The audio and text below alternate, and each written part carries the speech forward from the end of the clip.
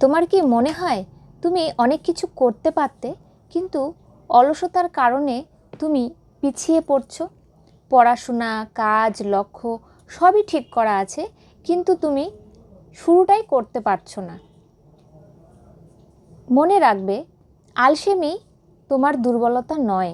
আলসেমি হলো তোমার ব্রেনের একটা প্রোগ্রাম মাত্র।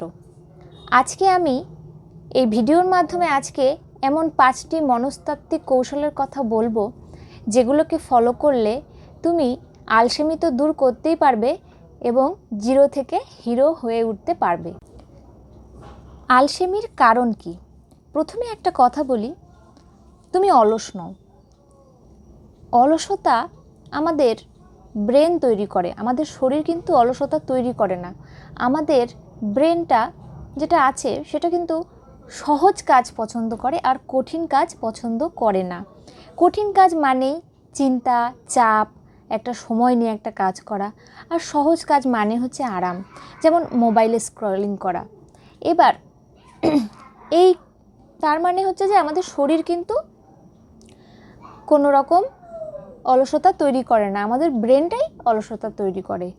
আর এই কথাটাই যদি তুমি বুঝতে পারো, তাহলে অর্ধেক কাজ শেষ। বাকি অর্ধেক কাজ কি থাকলো?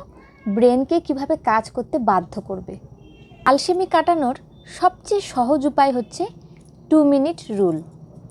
এর মানে হচ্ছে, তুমি যেই কাজটা করতে তোমার ভালো লাগছে না, শুধু নিজেকে বলো যে আমি শুধু 2 মিনিট এই কাজটা করব। এবার 2 মিনিটের জন্য যখন তুমি কাজটা শুরু করে ফেলবে, তখন তোমার ব্রেন বলবে, যখন কাজটা শুরু করেই ফেলেছি তখন আরেকটু করি। আর এখানে একটা বিশেষ ব্যাপার হচ্ছে, শুরু করাটাই হচ্ছে সবচেয়ে বড় কাজ। যখন শুরু হয়ে যায় তখন কিন্তু আমাদের ব্রেন মোমেন্টাম ধরে ফেলে এবং কাজটাকে শেষ পর্যায়ে অবধি নিয়ে যাওয়ার চেষ্টা করে। তাই প্রত্যেক বড় কাজের শুরু হয় এই ছোট্ট 2 মিনিটের সময় দিয়েই। Remove friction.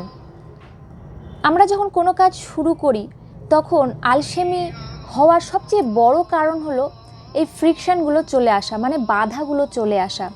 যেমন ধরো, তুমি পড়াশোনা করছো, তোমার টেবিল আগোছালো, তোমার সামনে ফোন রাখা আছে, তুমি দরকারি জিনিসটাকে হাতের কাছে খুঁজে পাচ্ছ না।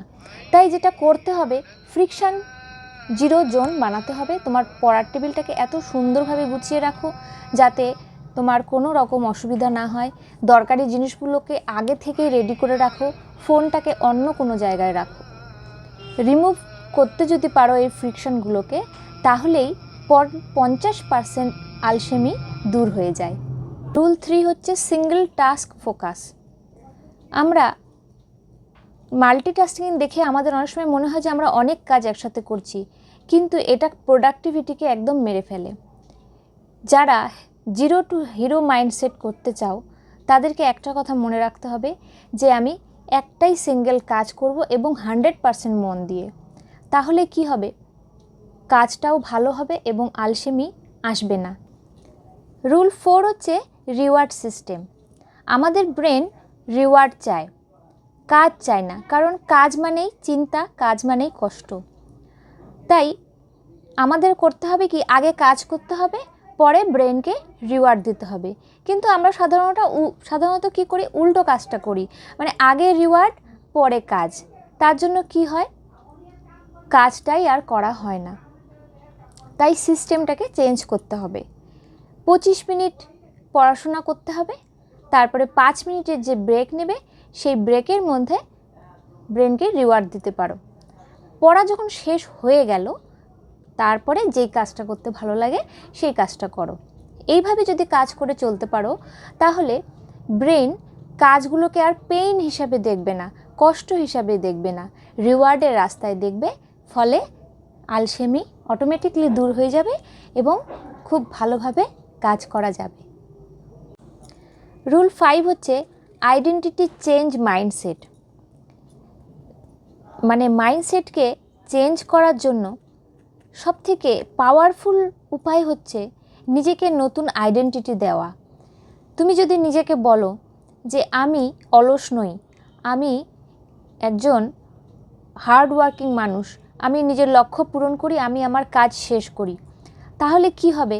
তুমি যখন নিজেকে একটা নতুন পরিচয় দিবে তখন তোমার ব্রেন সেইভাবেই কাজ করবে, সেইভাবেই আচরণ করবে। তাই মাইন্ডসেটটাই হচ্ছে আসল ব্যাপার জিরো থেকে হিরো হওয়ার জন্য। আর অলসতা দূর করাটাও এই মাইন্ডসেটেরই ব্যাপার। সব কিছুই শুরু হয় মনের ভিতর থেকেই। তাই আজ থেকে তোমার আলসেমিকে তোমার জীবন থেকে দূর করো এবং হার্ডওয়ার্কিং মাইন্ডসেট নিয়ে চলো, তোমার লক্ষ্য পূরণ হতে বাধ্য। আমার ভিডিওটি ভালো লেগে থাকলে অবশ্যই লাইক, শেয়ার এবং সাবস্ক্রাইব করো। See you in the next video.